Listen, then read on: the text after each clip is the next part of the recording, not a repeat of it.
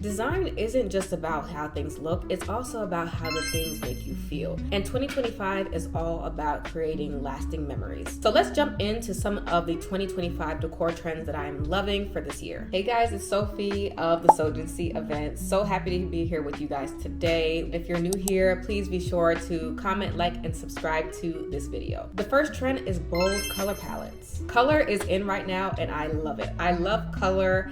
I love things that are vibrant, things that are just wow.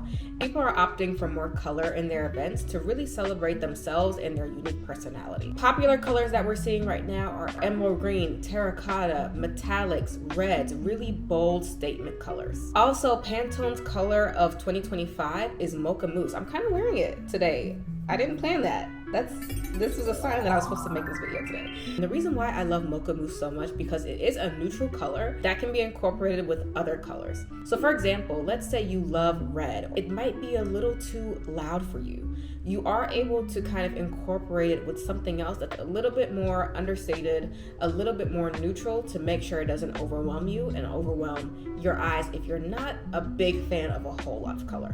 And color doesn't necessarily only have to be within like your florals. It can also be within your linens, your drapery. Also lighting. Lighting is so important for an event because it can really set the tone and the vibe for a room. I have walked into some spaces that were a blank canvas, but once you add in the color and once you add in really good lighting, it really looks like a totally different space.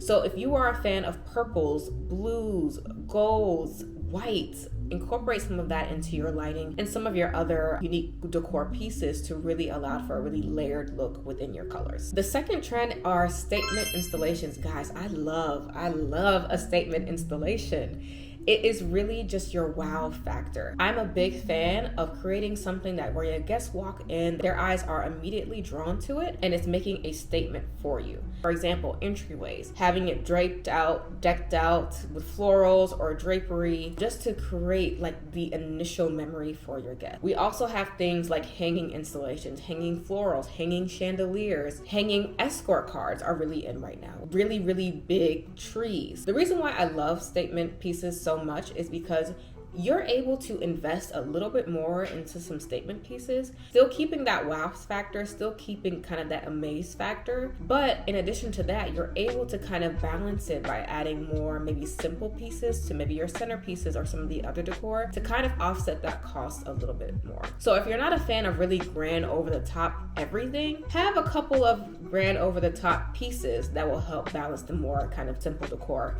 within your event. The third thing are multi-day celebrations. If you are used to attending a lot of cultural celebrations like I am, you already know we love a multi-day situation. It's never just a one-day event. So we're seeing a lot more of that now, especially for events where a lot of guests are traveling to or it's destination. People are really trying to make an experience out of it all. So for example, let's say you have a destination wedding. You've encouraged your guests to come on a Thursday. And that Thursday, it could be like a welcome dinner for everyone who is attending. Friday can be maybe a barbecue or a rehearsal dinner the day before the wedding. Saturday could be the actual wedding day and reception. And then Sunday, before people take off on Monday, you're able to do maybe an excursion with everyone who's attended just to make the experience more worthwhile for them. But you can get really creative with some of these activities. It could be maybe a morning workout or yoga session. It could also be a picnic or an experience for everyone at the resort. Really try to incorporate some unique things into your multi-day celebrations because your guests will really appreciate you for it and not feel like